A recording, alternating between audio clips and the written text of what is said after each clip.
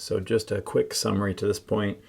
After being delayed landing in San Francisco and missing our connection to China, we took the day to spend with Grandma Belle in LA, and were set up to take the flight that evening at midnight. So we flew through the night, and we are flying first to Beijing and then to Shanghai Pudong International Airport. So at this point, we are incredibly tired. I think the kids maybe slept more on the flight than, for sure, I did. So we've had a couple of nights of very little sleep. We arrive in Shanghai at Pudong. The problem is we need to be at Shanghai Hangzhou International Airport, which is, as you can see, a little ways away in the middle of the city. About an hour. It's about an hour's drive, and we have no way of getting there. We don't know. We didn't really have a way of planning this at all.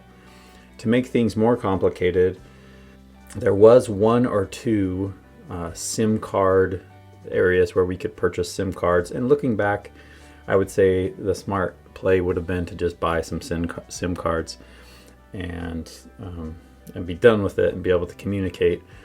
But because we didn't want to spend the like $30 for, it was a ridiculous amount for just a few days of service. So instead of doing that, because we were going to meet our friends in Hangzhou and they were going to help us to get phone service and all that anyway, instead we don't have any data on our phones. We don't have any way to talk with one another. We didn't know that would be a problem, but that's part of the story here. So luckily we met a lady. We were just literally sitting there trying to figure out what to do. We were able to get connected to Wi-Fi on my wife's phone briefly and let them know that our friends know in Hangzhou that we had landed. And basically we were just like, what do we do? How do we get over? We thought, oh, we can maybe take a subway or something like that. But that was going to be really tough because we have 11 pieces of luggage. So we're sitting there, this nice lady walks by and is like, can I help you guys somehow? And we're like, yeah, we're supposed to get to Hangzhou somehow. We were going to, can you point us to the subway? And she was like, just kind of looked at us and shook her head and was like, that's not, it's not really going to be possible with all that luggage. It's going to be really difficult to ride the subway with that much stuff. So she said, what I can do is I can make a call and I can get, you won't all fit in one van, but I can get two vans. Cause again, it's 6 people plus those 11 large bags of luggage. So she's like, I'll get two vans to take you to the Hangzhou railway station, the high-speed train station. So we were like, okay, that would be awesome. How much is that going to be? It was, I don't remember the exact amount. It wasn't ridiculously expensive. We had enough cash on hand to be able to pay for it. We were, I guess, just in a trusting mood, just being so fatigued and stuff. And you could see where this could have gone bad in a lot of ways.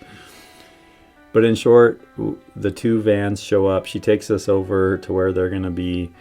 They're at the airport in this little staging area spot. We load up into the vans. Myself and then 2 of my daughters go in the one van.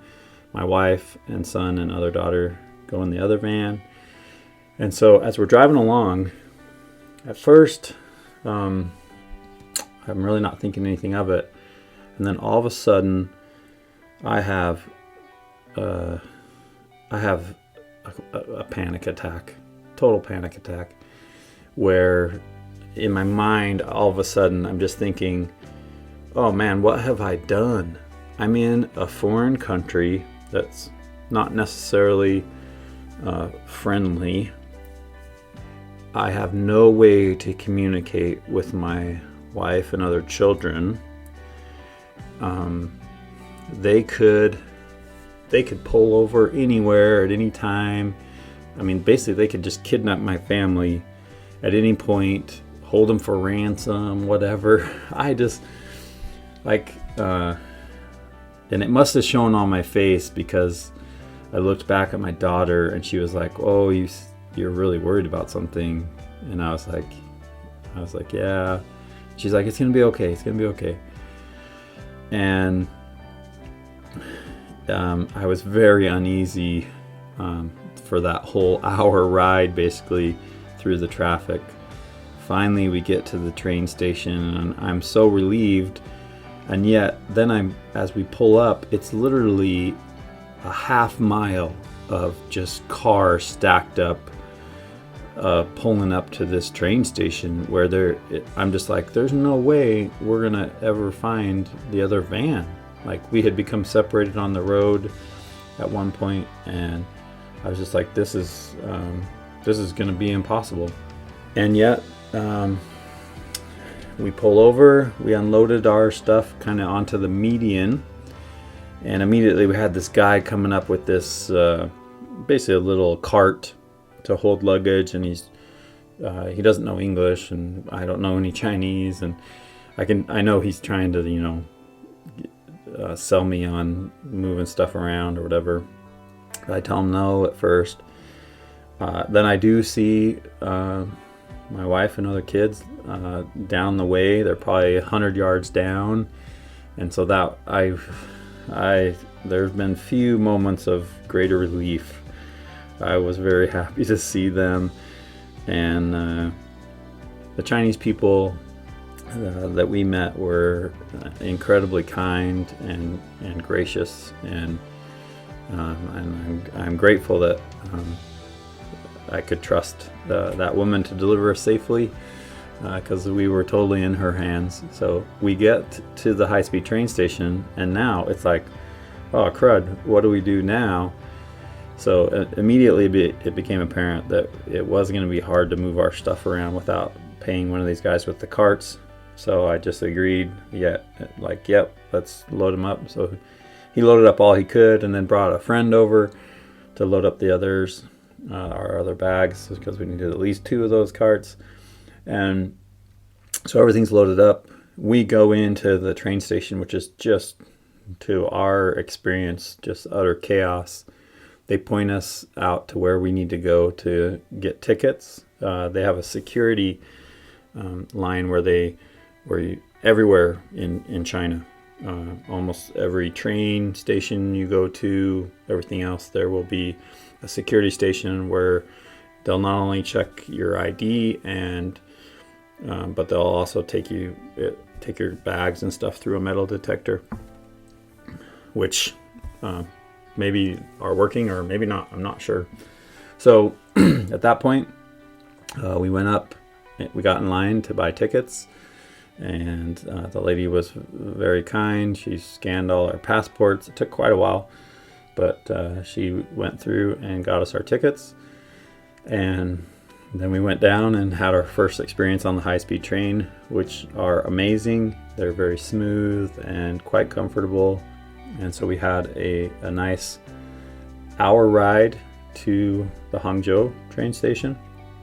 And there, even though we did not have any Wi-Fi, we had no cell service, no way of communicating. Our people were waiting at the exit gate, luckily, and they found us. And from there, we were able to jump on a bus a small bus that they had rented that fit all of our stuff and all of us together. And we then drove through Hangzhou to our hotel room. And Shirley is the one that picked us up. She's super kind and nice, and hopefully I can find a decent photo of her. But then we got settled in our hotel room for the night, and And that was the start of it was basically our first day. At that point, we moved on to the next.